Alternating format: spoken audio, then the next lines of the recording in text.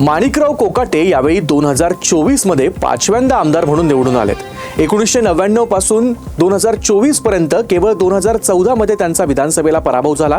नाशिक जवळील सिन्नर विधानसभा मतदारसंघातून ते निवडून येतात. त्यांनी एकदा नाशिक लोकसभेचीही निवडणूक लढवलेली आहे.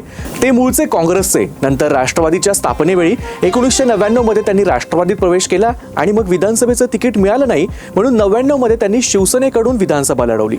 नारायण राणे यांच्या समवेत ते शिवसेनेतून काँग्रेसमध्ये सामील झाले आणि 2009 ची निवडणूक ते जिंकले देखील. 2014 साली जेव्हा शिवसेना आणि भाजप यांनी वेगवेगळे लढण्याचा निर्णय घेतला त्यावेळी माणिकराव कोकाटे भाजपमध्ये गेले. मात्र शिवसेनेच्या राजाभाऊ वाजे यांच्याकडून त्यांना पराभव स्वीकारावा लागला. 2019 मध्ये ते राष्ट्रवादी काँग्रेसमध्ये गेले आणि विधानसभा जिंकले. 2022 मध्ये राष्ट्रवादीच्या फुटीत ते अजितदादांसोबत गेले आणि आता 2024 ची विधानसभेची निवडणूक देखील त्यांनी राष्ट्रवादी काँग्रेसच्या तिकिटावरती जिंकली. यावेळेस त्यांना पहिल्यांदाच मंत्रिपद मिळालं होतं.